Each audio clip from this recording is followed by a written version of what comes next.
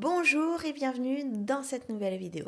Alors cette vidéo, je réponds à une question qui est souvent posée et qui vous laisse assez perplexe. Ce sont les avantages et les inconvénients du statut freelance. Je m'appelle Guenouille Park, je suis spécialisée en création de sociétés aux Émirats Arabes Unis et parmi les demandes qu'on reçoit quotidiennement, c'est voilà, moi je suis par exemple e-commerçant dans le marketing, coach sportif et je voudrais une petite licence freelance parce que j'ai entendu que c'était moins cher. Déjà, première chose, je vous renvoie à la vidéo sur les différences entre mainland, free zone et freelance parce que le statut freelance n'est pas adapté à tous et à toutes les activités. Donc déjà, êtes-vous éligible pour le freelance? Cette vidéo, elle se concentre sur les avantages et les inconvénients.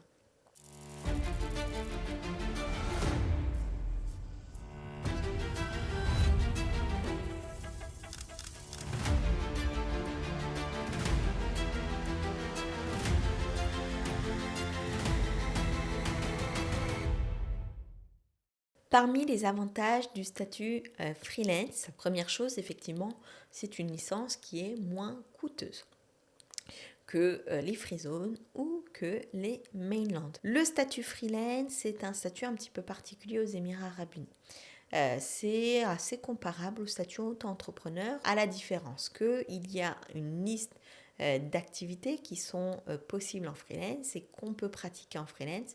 Par exemple, on ne fera pas de e-commerce en freelance.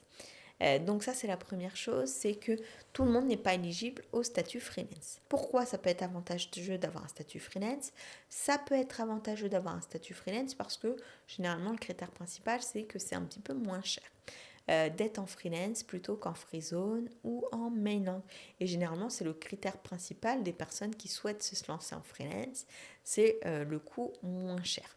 Ça vous permet donc d'avoir une licence, puisque freelance ne vous dispense pas de licence. Si vous trouvez un visa freelance sans licence, c'est que vous êtes peut-être dans une situation illégale, parce que il existe des sociétés qui vendent des visas résidents sous leur société en vous vendant ça comme un visa freelance, mais ce n'est absolument pas un visa freelance. Vous ne devez pas travailler sans licence. Les inconvénients qui sont rattachés au statut freelance, ils sont quand même un petit peu plus nombreux que les avantages, bien qu'il ne faut pas effacer l'intérêt que vous ayez pour le freelance si vous êtes éligible. Dans les inconvénients liés au freelance, déjà première chose, c'est que vous ne pouvez pas avoir de compte bancaire professionnel. Donc tout se fait sur votre compte bancaire personnel, sous votre nom et prénom, et pas sur un compte professionnel avec un statut, avec un nom légal. Et donc, déjà première chose, ça peut être embêtant au niveau banque parce qu'elles peuvent demander un certain nombre de justificatifs si vous avez un certain nombre de transactions ou de volume de transactions.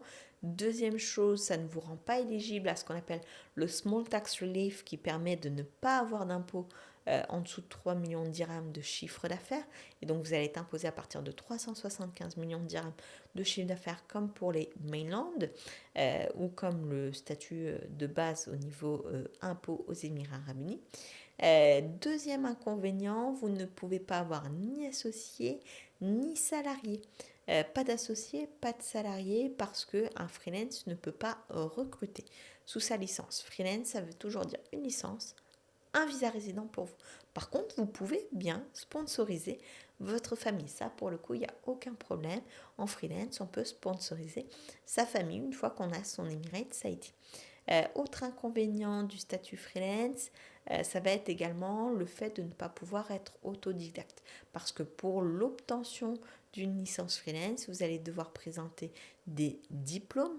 Et parmi les diplômes que vous allez devoir présenter, ce sont des diplômes liés à votre activité avec souvent, alors par exemple, je pense à Raquez qui fait des licences freelance, il va falloir présenter des lettres de futurs clients qui souhaitent passer par vous.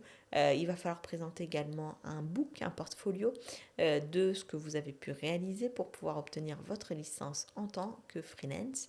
Et donc, si vous êtes autodidacte, je pense par exemple au nombre de personnes qui viennent notamment dans le domaine du conseil, du coaching, etc., qui sont complètement autodidactes, la voie du freelance n'est pas ouverte pour vous tout simplement parce que vous n'avez pas forcément les diplômes qui permettent d'être freelance. Ensuite, en termes d'inconvénients, on va dire, ça va être le fait d'être très spécialisé. On n'a pas la possibilité de combiner les activités comme on pourrait le faire en Freezone par exemple, avec je sais pas, conseil en mécanique et 2 e-commerce et puis 3 conseils en images. Si vraiment on pouvait avoir toutes ces activités réunies en une seule et même personne. Voilà ce qu'il en est pour les avantages et inconvénients du statut freelance. Si vous avez fait le choix de la freelance, n'hésitez pas à expliquer pourquoi en commentaire. S'il y a d'autres choses qui vous ont motivé que le prix. Est-ce que vous avez été embêté à un certain moment par peut-être le manque de possibilités d'évolution? Je rappelle qu'aux Émirats Arabes Unis, une fois que vous avez fait le choix entre freelance, mainland, vous ne pouvez pas transformer le statut. Vous êtes obligé de fermer et de réouvrir une société ou un statut. Si vous avez besoin de conseils, que vous souhaitez être guidé dans la création de votre société, n'hésitez pas à prendre rendez-vous en cliquant directement sur le lien qui est en description de la vidéo. Sur ce, je vous souhaite le meilleur et je vous dis à très vite dans une prochaine vidéo.